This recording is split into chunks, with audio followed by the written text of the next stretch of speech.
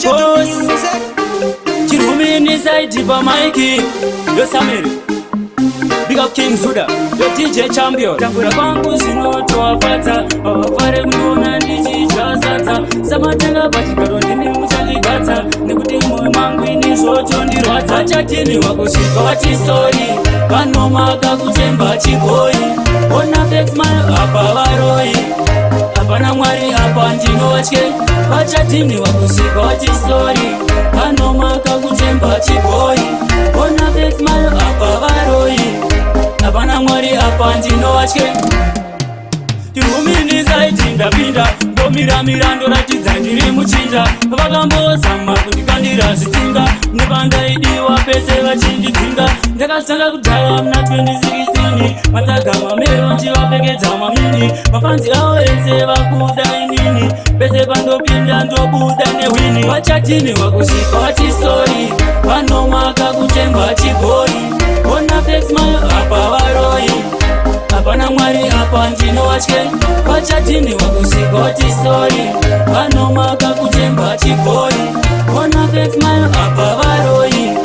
Hapana mwari apa ndinovatye. Ndinototema kwamurisa matenga. Ivainawo avo vese vanondivenga. Ndaimbofunga kuti ndevechidhaka. Ndakazozviona kuti vane daka.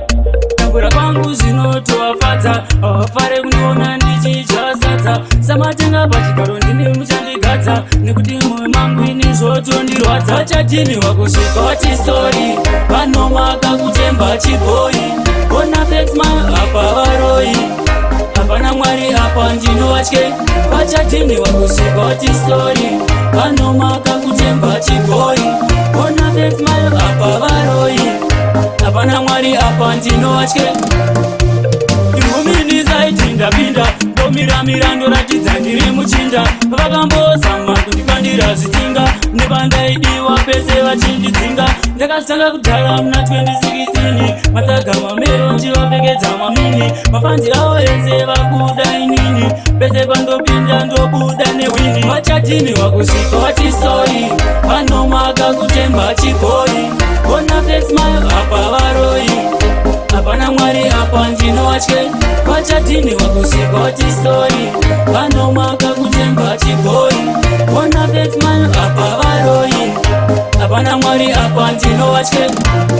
Ndinototema kwamurisa matenga. Ivainawo avo vese vanondivenga. Ndaimbofunga kuti ndevechidhaka. Ndakazozviona kuti vane daka. Taiwan Nation. Ini muchandigadza. Ini zvotondirwadza.